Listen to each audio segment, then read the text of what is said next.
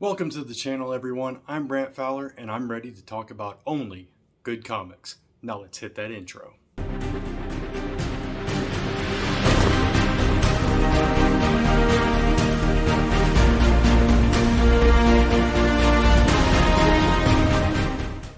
This time we're going to talk about Birthright from Image Comics.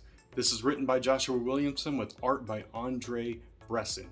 And this is one of my favorite comics of the past decade. And actually, it's probably one of my favorite comics of all time. So let's talk about that. Now, before we get into today's video, if you do enjoy the content on this channel, go ahead and smash that subscribe button and hit that notification bell so you don't miss a single video going up on Only Good Comics. And give us a thumbs up because it really does help the channel out. And you can follow me across social media at Only Good Comics. Now, let's get back to today's video. Birthright is a modern day fantasy tale that splits its time between the real world, or our existence, and a fantasy realm where little Mikey goes missing and ends up in this fantasy realm. When he's a young child, he's out playing with his family, and all of a sudden he just disappears and they can't find him. Over the years, the police, or I think it's a year, I don't remember exactly how much time passed before they came in contact with Mikey again, but over that period of time, the father, of course, is accused of doing something to his son.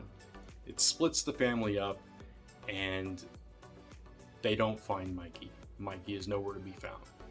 What we know, though, is that Mikey went through a hidden portal into another realm, a fantasy world called Theranos.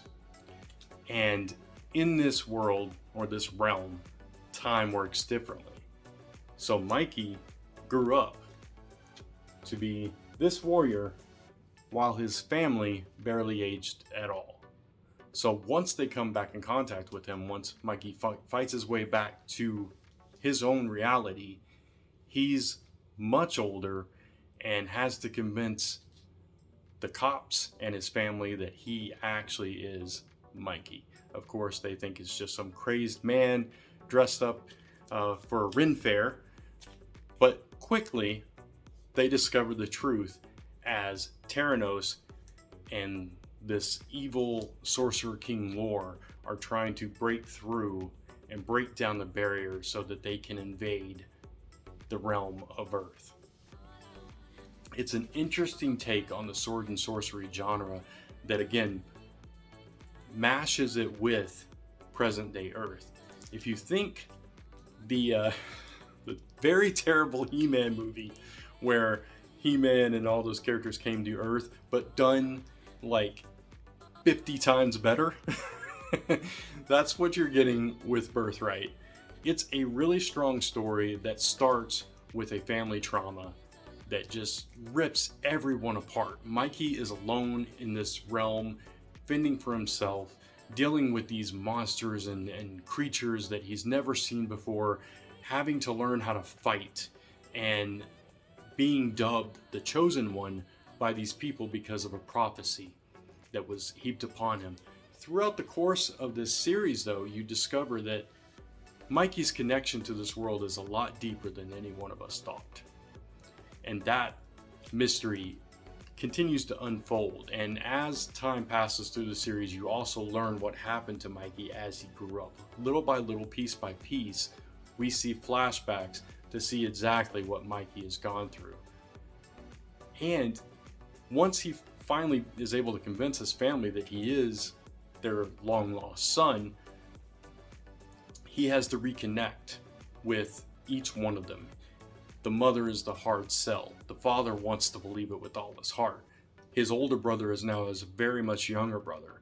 And the balance of power, popularity, all these things, jealousy, all those emotions, all those things that you feel between siblings, they're shifted. They're completely flipped. And now his older brother has to figure out where he fits in with this. His parents have to deal with they have a grown adult son that was just a little child not that long ago. And all the while battling wizards and sorcerers that are trying to, some that are trying to keep the wall up, some that are trying to tear it down, armies battling World of Warcraft style. And then there's, relationships that Mikey has forged in his life elsewhere that come into play in quite dramatic ways. It's a very rich story that tells growth of several characters in very different ways. Again, you've got Mikey's journey where he's this little boy. He's the scared little boy that he's kind of the daddy's boy. He's the baby. He's the favorite. And now he's stripped away from his parents. And all that pressure goes on to the older child, who is already feeling that pressure of not being the favorite, not being the baby, and not being the one that did the right thing, and all that. So, and then he's torn between his parents who are splitting. So you've got him dealing with all that real world trauma, and then you've got Mikey again being alone and desolate and having to befriend strangers and has to learn a completely different way of life without video games and TV and technology and all that, and has to learn how to work and survive and fight and become this great warrior that is destined to take down this wizard king, if you will, all the while fighting temptation and both of being swayed to the dark side and the temptation of magic. And because once it gets a hold, you don't want to let it go, and it could poison you in certain ways, and they kind of explore that throughout the series, both with Mikey and his brother. I think his brother's Brendan. It's been a while since I've read this. This is the last issue, the 50th issue. But I think this is fantastic storytelling, and I recently did a video on Robin, which was also by Joshua Williamson.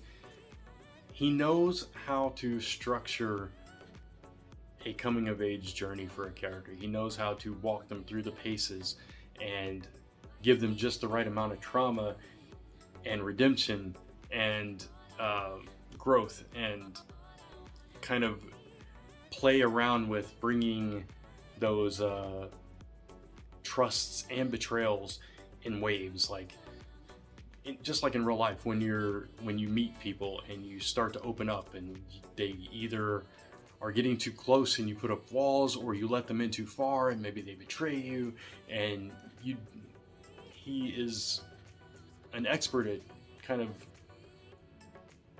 piecing all that together within the confines of the storytelling, but adding those supernatural elements to it. So the betrayals are much worse. The love and the relationships are much stronger because of the intense amounts of drama and trauma that this family goes through to just survive and be together again. The sacrifices that they have to make, the sacrifices that they have to endure that others have made for them, and carry that guilt and that weight. And I think in Birthright, especially if you're a fantasy fan, the storytelling is masterful throughout the series. And it's because it's a long run, there are obviously dips within it. Like any long-term storytelling, you're going to have ebbs and flows. You're going to have high action points, you're going to have high drama points, and then you're going to have some status quo stuff that just kind of deals with some relationships or some small issues that you have to get through to get to the bigger thing. So some issues throughout the series are a little bit slower, but reading it all together, you can understand why it has those ebbs and flows, just like real life. It's a fantastic piece of art. Birthright is one of my favorite series. I am a huge fantasy fan, so call me biased for liking a fantasy series, but the way that Joshua Williamson managed to merge these two worlds simultaneously and bounce back and forth between them seamlessly, and not feel abrupt or feel forced or feel like you're always just thrown into a flashback or that kind of thing, and without an intense amount of narration or monologue or anything like that. Just the right balance is just really brilliant.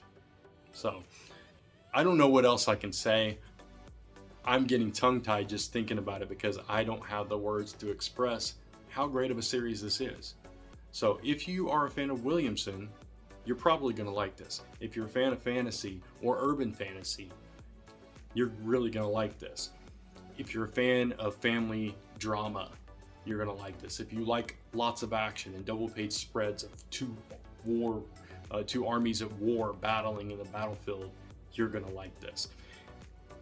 If you like guns versus swords, if you like monsters versus men, magic, and all those elements just thrown together, you're going to like this series. So there is a lot to love about Birthright. It's a brilliant concept, and I highly recommend going out and getting the trades for Birthright. So go do that.